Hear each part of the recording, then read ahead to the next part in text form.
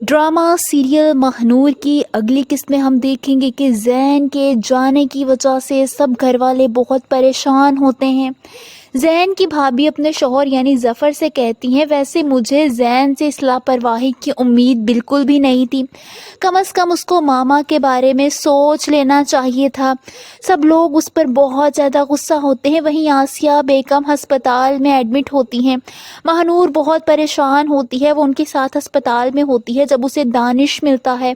वो हैरानी से दानिश को देखने लगती है और दानिश भी उसे वहीं हैरान कुन नज़रों से देखने लगता है। दूसरी तरफ ज़ैन की दोस्त उसे समझाते हुए कहती है कि कभी कभी हम सही वक्त पर चीज़ें गलत करने लगते हैं और चीज़ें गलत हो जाती हैं। दूसरी तरफ ज़ैन जब घर वापस आता है, शादी का फंक्शन ख़त्म हो चुका होता है, तो उसका भाई उसे ज़ोरदार थप्पड़ मारकर कहता है कि उस आवारा लड़की के लिए तुमने अपने घर वालों की इज्जत को दांव पर लगा दिया। जिस पर वो भी गुस्से से कहता है कि उसने कुछ नहीं किया और ना ही वो कुछ जानती है इस बारे में। ये सब कुछ मैंने किया है, आप लोगों को कोई हक नहीं पहुंचता कि आप उसके बारे में कुछ कहें। उसकी बात सुनकर उसके भाई को मज़ीद गुस्सा आ जाता है। वो उस पर गुस्सा करते हुए चीखने लगता है और कहता है कि ये सब कुछ उसी लड़की की वजह से हुआ है, वो तुम्हें तबाह करके चली गई है। ये सुनकर ज़ैन भी आपे से बाहर हो जाता है। उसे भी शदीद गुस्सा आता है। वो अपने भाई पर चीखते हुए कहता है कि हाँ तो सही है ना, होने दे मुझे तबाह, मैं इसी सब पर बहुत खुश हूँ।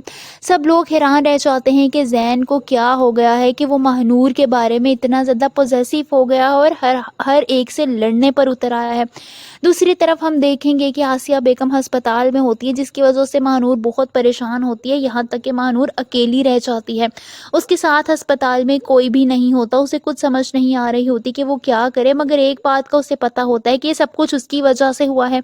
आप सबको क्या लगता है कि आसिया बेगम की तबीयत ठीक हो जाएगी? क्या वो ये सच महानूर को बताएंगी कि दिलावर साहब कोई और नहीं बल्कि उसके अपने वालिद हैं? कमेंट्स में अपनी राय का इजहार जरूर कीजिए।